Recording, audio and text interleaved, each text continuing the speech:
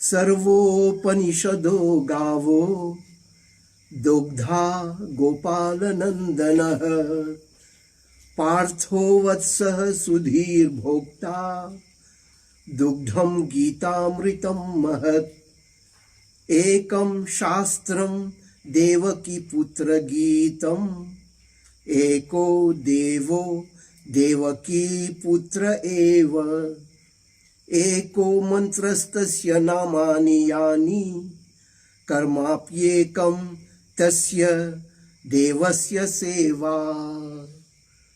ओम नमो भगवते वासुदेवाय। ओम नमो भगवते वासुदेवाय। ओम नमो भगवते वासुदेवाय। जय श्री कृष्ण। अथ पंचमोऽध्यायः। भक्तजनों, आज 5वां अध्याय पारायण करने जा रहे हैं। सर्वप्रथम इस अध्याय में अर्जुन प्रश्न पूछ रहा है। चलिए देखते हैं। संन्यासं कर्मणां कृष्ण पुनर्योगं च संससि यच्छ्रेय एतयोरेकं तन्मे ब्रूहि सुनिश्चितम्। श्री कृष्णा, आप कर्मों के सन्यासी की और फिर कर्मयोग की प्रशंसा करते हैं, इसलिए इन दोनों में से जो एक मेरे लिए भली भांति निश्चित कल्याणकारक साधन हो उसको कहिए। तो अर्जुन बोल रहा है, कर्मयोग, संन्यास योग मुझे समझ में नहीं आ रहा है। इन दोनों में से कौन उत्तम है और कौन मुझे लेना है और कौन मुझे छोड़ना है, समझ में नहीं आ रहा है। हे कृष्णा, आप बोलिए ना, इन दोनों में से जो एक मेरे लिए भली भांति निश्चित कल्याणकारक है उसको कहिए। तो श्री भगवान वाच, कृष्ण भगवान बोल रहे हैं, संन्यासः कर्मयोगश्च निःश्रेयस्करावुभौ तयोस्तु कर्म संन्यासात् कर्मयोगो विशिष्यते। श्री कृष्ण बोल रहे हैं, अर्जुन देखो, कर्म संन्यास और कर्म योग ये दोनों ही परम कल्याण के करने वाले हैं। दोनों तो उत्तम है, दोनों तो श्रेष्ठ है। अब चलिए हम थोड़ा सा इसके ऊपर विचार करेंगे। कर्म संन्यास क्या है? कर्म संन्यास का मतलब है मन, इंद्रियां, शरीर द्वारा होने वाले संपूर्ण कर्मों में कर्तापन का त्याग। मन से, इंद्रियों से त्याग दो, सब कुछ त्याग दो, बस इसी का नाम है कर्म संन्यास। अब कर्मयोग का मतलब क्या है? कर्मयोग का मतलब यह है, प्रति कार्य करते समय सोचना चाहिए ये मैं ईश्वर के लिए कर रहा हूँ, मेरे भगवान के लिए कर रहा हूँ। कुछ भी लेते समय, कुछ भी करते समय बस भगवद अर्पण अर्पण करते जाओ। भगवान के लिए मैं कर रहा हूँ, मेरे लिए कुछ नहीं कर रहा हूँ। तो इस तरह के सोच, ऐसा विचार कर्मयोग कहा जाता है। कृष्ण भगवान और बोल रहे हैं, परंतु हे अर्जुन, उन दोनों में भी संन्यास से कर्म योग श्रेष्ठ है। दोनों तो बढ़िया ही है, लेकिन श्रेष्ठ कर्म योग है। हे अर्जुन, जो पुरुष न किसी से द्वेष करता है और न किसी की आकांक्षा करता है, वह कर्मयोगी सदा सन्यासी ही समझने योग्य है, क्योंकि राग द्वेष आदि द्वंद्वों से रहित पुरुष सुखपूर्वक संसार बंधन से मुक्त हो जाता है।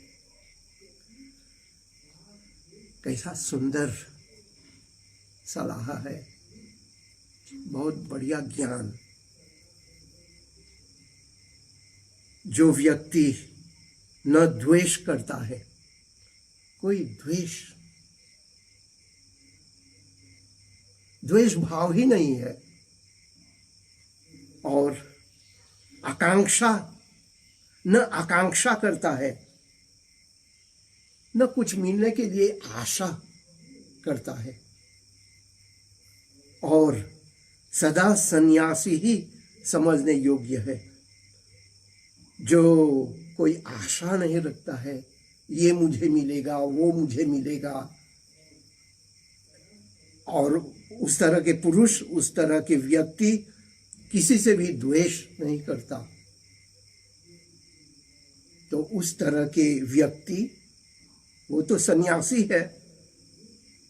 राग द्वेष आदि द्वंद्वों से रहित पुरुष सुखपूर्वक संसार बंधन से मुक्त हो जाता है। जो व्यक्ति, जो आदमी राग द्वेष ये द्वंद्वों है, इससे दूर रहते हैं, उस तरह के पुरुष सुखपूर्वक संसार बंधन से मुक्त हो जाता है। सांख्य योगौ पृथिग बालाः प्रवदन्ति न पंडिताः एकमप्यस्थितः सम्यय गुभयोर विन्दते फलम। हे अर्जुन, संन्यास और कर्म योग को मूर्ख लोग, क्षमा कीजिए, संन्यास और कर्म योग को मूर्ख लोग पृथक पृथक फल देने वाले कहते हैं, न कि पंडित जन, क्योंकि दोनों में से एक में भी सम्यक प्रकार से स्थित पुरुष दोनों के फल स्वरूप परमात्मा को प्राप्त होता है। पंडित लोग एक दूसरी तरह के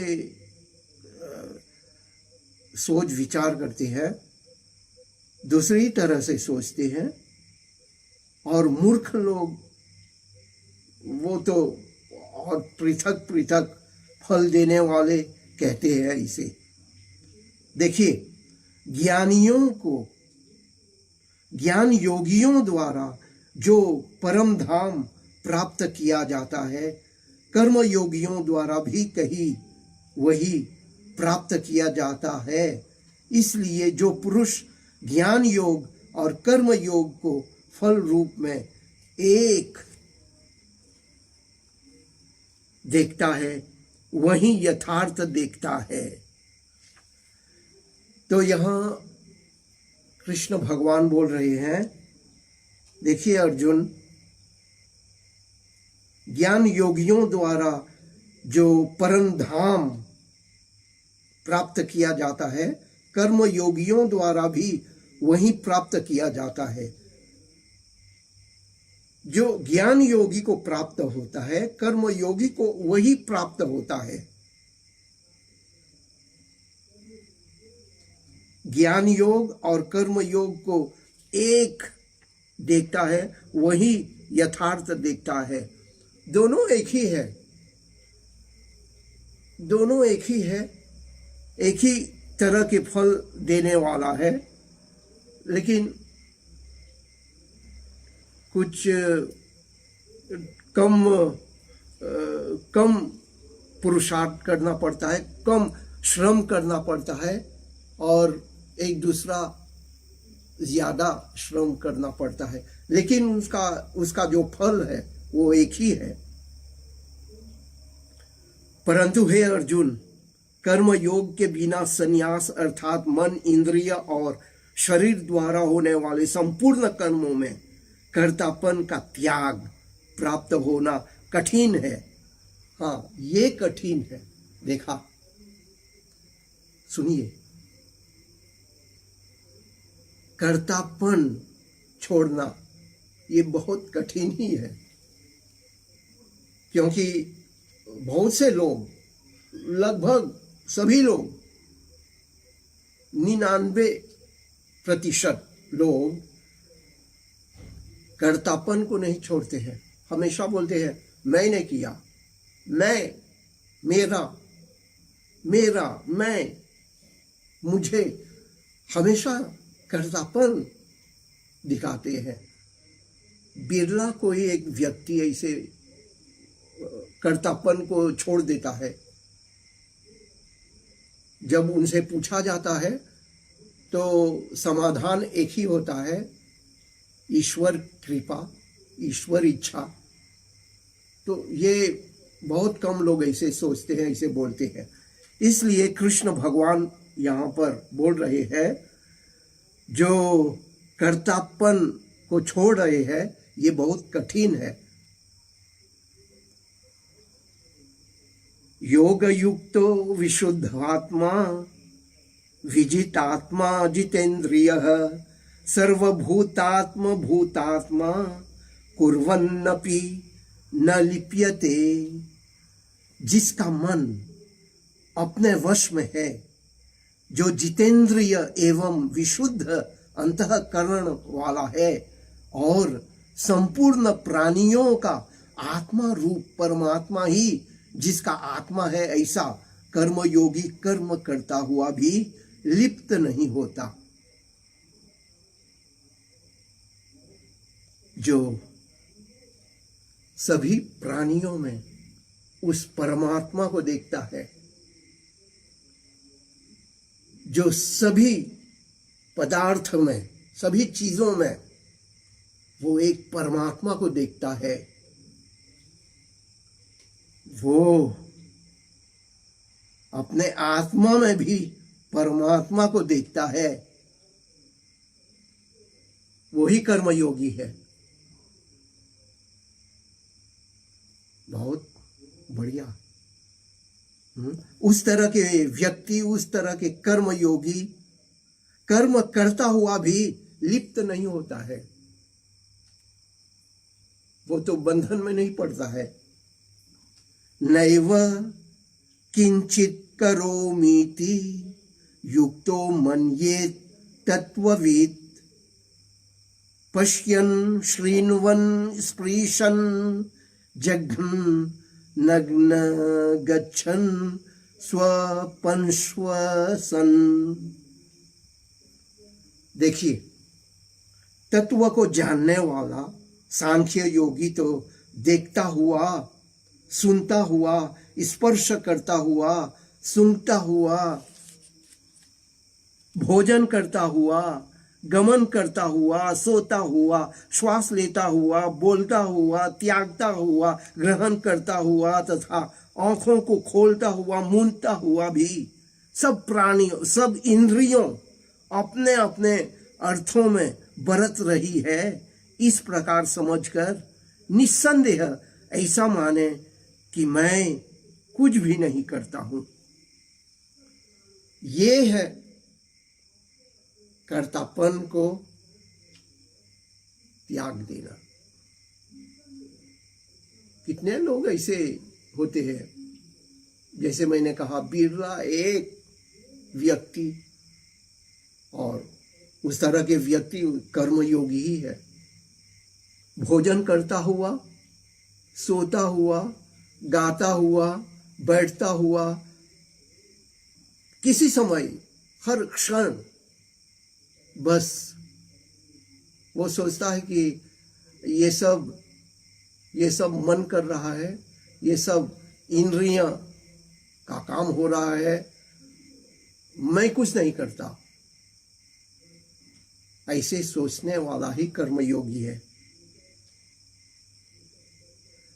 ब्रह्मण्याध्याय कर्माणि संगम त्यक्त्वा करोति यः लिप्यते न स पापेन पद्मपत्रमिवाम्भसा। देखिए, सुनिए ना, बहुत सुंदर उदाहरण भगवान दे रहे हैं। जो पुरुष सब कर्मों को परमात्मा में अर्पण करके और आसक्ति को त्याग कर कर्म करता है, वह पुरुष जल से कमल के पत्ते की भांति पाप से लिप्त नहीं होता। वाह, क्या सुंदर सुंदर, एकदम सुंदर वाक्य है। भगवान श्री कृष्ण बोल रहे हैं, जैसे एक कमल के फूल है, पत्ते भी होते हैं उनके साथ, और ये कमल के पत्ते हमेशा थोड़ा ऊपर उठकर रहते हैं। जब जल थोड़ा सा बढ़ जाता है, पानी बढ़ जाता है, तो वो और थोड़ा ऊपर उड़ जाता है। कभी लिप्त नहीं होते हैं, कभी भी ये जो कमल के पत्ते हैं वो जल को नहीं छूता, हमेशा ऊपर ही रहता जाता है। वैसे ही जो पुरुष सब कर्मों को भगवान में अर्पण करके आसक्ति को त्याग कर वो आगे बढ़ता है, उस तरह के पुरुष जल से कमल के पत्ते की भांति पाप से लिप्त नहीं होता, पाप से लिप्त नहीं होता, पाप से दूर रहता है। उस तरह के व्यक्ति, उस तरह के पुरुष कायेन मनसा बुद्धिया केवलैरिन्द्रियैरपि योगिनः कर्म कुर्वन्ति संगम त्यक्त्वात्म शुद्धये।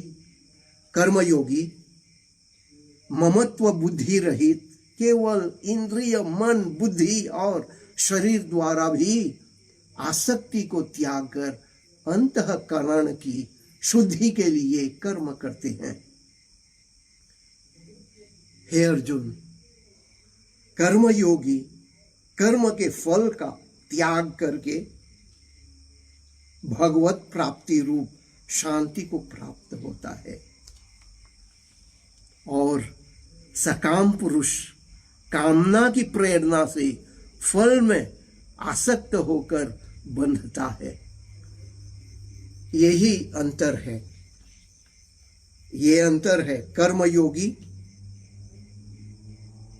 सभी कर्मों के फल त्याग देता है, और इधर जो सकाम पुरुष है, कामना की प्रेरणा से फल में आसक्त होकर बंधता है। तो यही अंतर है। अंतःकरण जिसके वश में है ऐसा सांख्य योग का आचरण करने वाला पुरुष न करता हुआ और न करवाता हुआ ही 9 द्वारों वाले शरीर रूप घर में सब कर्मों को मन से त्याग कर आनंद पूर्वक सच्चिदानंद घन परमात्मा के स्वरूप में स्थित रहता है। अंतःकरण जिसके वश में है, जिस पुरुष के मन उनके वश में है, अंतःकरण उनके वश में है। अंतःकरण का मतलब है मन, बुद्धि, चित्त, अहंकार, इसी का नाम है अंतःकरण। तो जिसके अंतःकरण उनके वश में है, बस वो तो आगे निकल जाता है और सब कर्मों को मन से त्याग कर आनंद पूर्वक स्थित रहता है। उसी पुरुष को तो आनंद मिलता है, उसी पुरुष को सुख मिलता है। न कर्तृत्वं न कर्माणि लोकस्य सृजति प्रभुः न कर्म फल संयोगम स्वभावस्तु प्रवर्तते।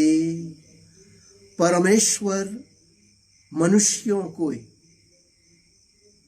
न तो कर्तापन की, न कर्मों की और न कर्मफल के संयोग की ही रचना करते हैं, किंतु स्वभाव ही बरत रहा है। उस परम परमेश्वर ईश्वर न्यायकारी जीव जंतुओं में रहने वाले परब्रह्मा परमेश्वर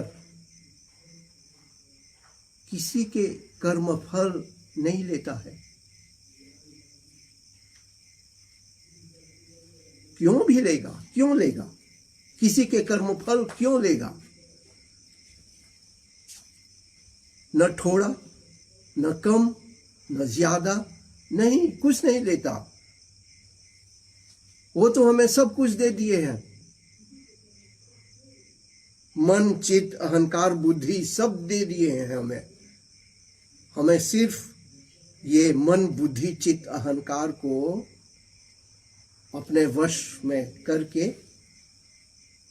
और जो कर्तव्य कर्म है उसे करते जाना चाहिए, बस यही। और उसके बाद क्या होता है? ईश्वर हमारे जो किए हुए कर्म फल है उसे नहीं लेता। जो हम कुछ भी किए हैं उसे हम प्राप्त कर लेते हैं। जैसे बोलते हैं ना, जैसी करनी वैसी भरनी। तो श्री कृष्ण भगवान बोलते जाते हैं, हे अर्जुन, सर्वव्यापी परमेश्वर भी न किसी के पाप कर्म को और न किसी के शुभ कर्मों को ही ग्रहण करता है, किंतु अज्ञान के द्वारा ज्ञान ढका हुआ है। उसी से सब अज्ञानी मनुष्य मोहित हो रहे हैं। बहुत स्पष्ट शब्द में श्री कृष्ण बोल रहे हैं। ईश्वर किसी के पुण्य फल नहीं लेते हैं, न पाप के फल लेते हैं, न पुण्य के फल लेते हैं। वास्तव में अज्ञान के द्वारा ज्ञान ढका हुआ है। अज्ञान के द्वारा ज्ञान ढका हुआ है, बस यही बात है। उसी से सब अज्ञानी मनुष्य मोहित हो रहे हैं, यानी मोह में पड़ रहे हैं, अंधकार में पड़ रहे हैं। बहुत से अज्ञानी यानी मूर्ख लोग अंधकार में पड़ रहे हैं। मोहित हो रहे हैं। उन लोगों को मालूम नहीं क्या हो रहा है। ज्ञानेन तु तदज्ञानम येषां नाशितमात्मनः तेषामादित्यवद् ज्ञानम प्रकाशयति तत्परम। हे अर्जुन, परंतु जिनका वह अज्ञान परमात्मा के तत्व ज्ञान द्वारा नष्ट कर दिया गया है, उनका वह ज्ञान सूर्य के सदृश सच्चिदानंद घन परमात्मा को प्रकाशित कर देता है। जिनका मन तद्रूप हो रहा है, जिनकी बुद्धि तद्रूप हो रही है और सच्चिदानंद घन परमात्मा में ही जिनकी निरंतर एक ही भाव से स्थित है, ऐसे तत्परायण पुरुष ज्ञान के द्वारा पाप रहित होकर अपुनरावृत्ति को अर्थात परम गति को प्राप्त होते हैं। ज्ञानी जन विद्या और विनय युक्त ब्राह्मण में तथा गौ, हाथी, कुत्ते और चांडाल में भी समदर्शी ही होते हैं। बहुत सुंदर सुंदर वचन है, एकदम बढ़िया। विद्या विनय संपन्ने ब्राह्मणे गविहस्तिनि शुनि चैव पाके च पंडिताः समदर्शिनः। ज्ञानी जन, महाविद्वान, विद्वान भक्त, ज्ञानी भक्त, चाहे ब्राह्मण हो, चाहे एक गाय हो, गौ माता हो, गाय हो, हाथी हो, चाहे कुत्ता हो, चाहे चांडाल हो, सभी को समदृष्टि से देखता है। वो ज्ञानी भक्त समदृष्टि से देखता है, सबको बराबर देखता है। न कि ये ब्राह्मण है, ये महापंडित है, महाज्ञानी है, तो उसके प्रति बहुत आदर पूर्वक, और ये चांडाल है। चांडाल यानी कुत्ता खाने वाला, जो कुत्ता का मांस खाते हैं उसी को चांडाल बोला जाता है। चाहे एक व्यक्ति है, वो चांडाल है, कुत्ता के मांस खाते हैं, और ये महापंडित है, तो इसे बहुत आदर पूर्वक देखते हैं, गौरव दृष्टि से, मर्यादा दृष्टि से। और वो चांडाल है इसलिए तुच्छ दृष्टि से देखेगा नहीं, सबको बराबर, चाहे हाथी हो, कुत्ता हो, ब्राह्मण हो, कोई भी हो, सभी को एक ही नजर से देखने वाला ज्ञानी भक्त है। जिनका मन समभाव में स्थित है, उनके द्वारा इस जीवित अवस्था में ही संपूर्ण संसार जीत लिया गया है, क्योंकि सच्चिदानंद घन परमात्मा निर्दोष और सम है। इससे है वे सच्चिदानंद घन परमात्मा में ही स्थित है। इस तरह के ज्ञानी भक्त इसी लोक में, इसी दुनिया में उसे सब कुछ प्राप्त हो जाता है, भगवान भी मिल जाता हो उसको, परमेश्वर मिल जाता है, क्योंकि परमेश्वर भी सभी को एक समान देखता है। भगवान की दृष्टि में, भगवान की नजर में, चाहे कुत्ता हो, बिल्ली हो, पक्षी हो, चींटी हो, कोई भी प्राणी हो, सब उनके बच्चे हैं, हम सब उनके बच्चे हैं। तो समदृष्टि, सबको एक नजर से देखते हैं ईश्वर। परमात्मा परमेश्वर। अगर कोई मनुष्य इस तरह के भाव रखता है, इस तरह के सोच रखता है, ऐसे देखते हैं, तो सचमुच उनको तो भगवान मिल ही जाता है और भगवान भी बहुत प्रसन्न हो जाता है। इसमें कोई संशय नहीं है।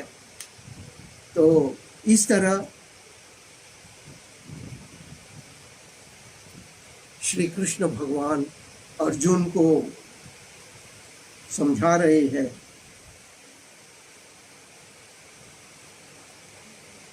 प्रिय को प्राप्त होकर हर्षित नहीं हो और अप्रिय को प्राप्त होकर उद्विग्न न हो, वह स्थिर बुद्धि संशय रहित ब्रह्मवेत्ता पुरुष सच्चिदानंद घन पर ब्रह्म परमात्मा में एक ही भाव से नित्य स्थित है। बाहर के विषयों में आसक्ति रहित अंतःकरण वाला साधक आत्मा में स्थित जो ध्यान जनित सात्विक आनंद है उसको प्राप्त होता है। तदनंतर वह सच्चिदानंद घन पर ब्रह्म परमात्मा के ध्यान रूप योग में अभिन्न भाव से स्थित पुरुष अक्षय आनंद का अनुभव करता है। उस तरह के व्यक्ति सचमुच भगवान को प्राप्त करके आनंद, बहुत आनंद मिलता है, आनंद को प्राप्त हो जाता है, उनको बहुत आनंद मिलता है। जो ये इंद्रिय तथा विषयों के संयोग से उत्पन्न होने वाले सब भोग है, वे यद्यपि विषयी पुरुषों को सुख रूप भासते हैं तो भी निस्संदेह दुख के ही हेतु है और आदि अंत वाले अर्थात अनित्य है। इसलिए हे अर्जुन, बुद्धिमान विवेकी पुरुष उनमें नहीं रमता। जो साधक इस मनुष्य शरीर में शरीर का नाश होने से पहले ही काम क्रोध से उत्पन्न होने वाले वेग को सहन करते हैं समर्थ हो जाता है, वही पुरुष योगी है और वही सुखी है। कृष्ण भगवान बोल रहे हैं, इसी जन्म में जो अपने मन बुद्धि चित्त अहंकार को अपने वश में कर लेते हैं, उस तरह के व्यक्ति, उस तरह के साधक, उस तरह के भक्त इसी जन्म में सब कुछ प्राप्त कर लेता है। जो काम क्रोध के जो वेग है उसे भी सहन कर लेते हैं, उस तरह के व्यक्ति वो तो योगी है, सुखी है, वही सुखी है। इस प्रकार श्री कृष्ण भगवान बहुत अच्छी तरह से समझा रहे हैं अर्जुन को, जिनके सब पाप नष्ट हो गए हैं, जिनके सब संशय ज्ञान के द्वारा निवृत्त हो गए हैं, वो तो सुखी है। सचमुच ज्ञान द्वारा जो संशय है, जो संदेह है, जो ज्ञान द्वारा संशय को मिटा दिया है, वो तो सुखी ही है। और ज्ञान तो ये प्रकाश जैसा है, ये प्रकाश अंधकार को दूर करने वाला है। ये प्रकाश जैसे एक सुंदर उपमा है हमारे पवित्र ग्रंथ में, उपनिषद में भी है और शास्त्र में भी लिखा है। जैसे अंधकार में एक रस्सी को देखकर कोई सांप, ये तो सर्प है, ये तो सांप है, उसे देखकर डर जाता है।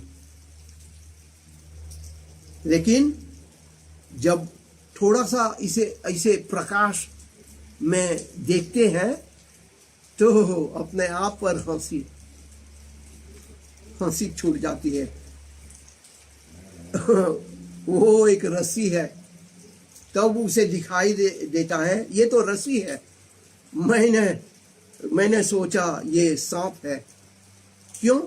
क्योंकि अंधकार के कारण, वैसे ही अज्ञान के कारण बहुत से लोग भटक जाते हैं और दुखी भी हो जाते हैं, अपने आप को कष्ट में डाल देते हैं।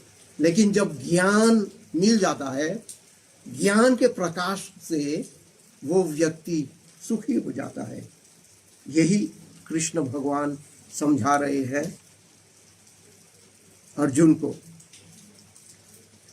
काम क्रोध वियुक्तानां यतीनां यतचेतसाम् अभितो ब्रह्म निर्वाणं वर्तते विदिदात्मनां।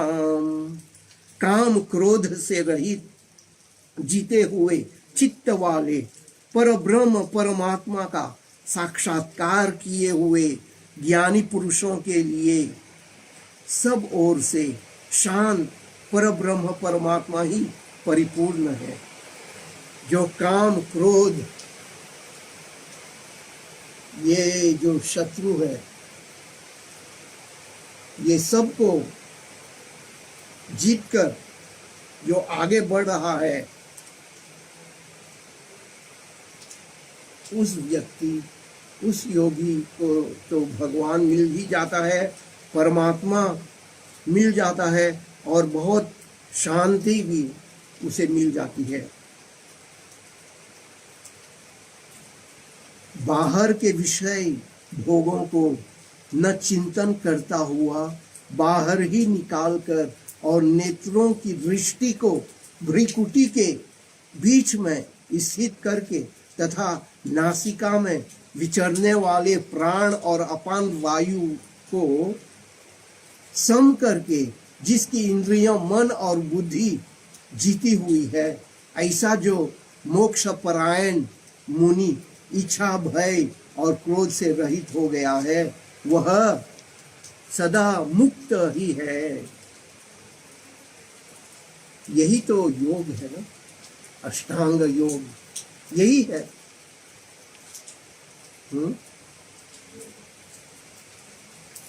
भ्रिकुटी के बीच में स्थित करके तथा नासिका में विचरने वाले प्राण और अपान वायु को सम करके जिसकी इंद्रियों मन और बुद्धि जीती हुई है, ऐसा जो मोक्ष परायण मुनि इच्छा भय और क्रोध से रहित हो गया है, वह सचमुच वह सदा मुक्त ही है।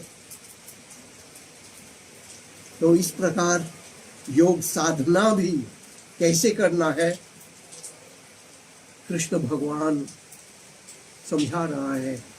ऐसे योग साधना भी करना है तुम्हें हे अर्जुन। तो इस प्रकार अब जो ये एक छोटा अध्याय है, अध्याय तो छोटा है, 29 अध्याय है, इसमें 29 श्लोक है इस अध्याय में, 5वां अध्याय में अब समाप्त हो रहा है। भोक्तारम यज्ञ तपसाम सर्वलोक महेश्वरम सहृदम सर्वभूतानां ज्ञात्वा माम शांतिम पृच्छति। मुझको सब यज्ञ और तपों का भोगने वाला संपूर्ण लोकों के ईश्वरों का भी ईश्वर तथा संपूर्ण भूत प्राणियों का सुहृद अर्थात स्वार्थ रहित दयालु और प्रेमी ऐसा तत्व से जानकर शांति को प्राप्त होता है।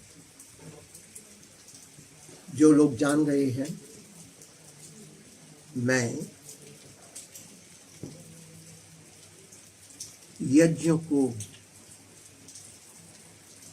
तपस्या को, कीर्तन भजन को मैं भोजन करता हूँ, यही तो मेरा भोजन है। अब हमें पता चल गया, बहुत स्पष्ट हो गया भगवान क्या प्रसन्न करते हैं। हम तो दाल रोटी खाते हैं ना, दूध पीते हैं,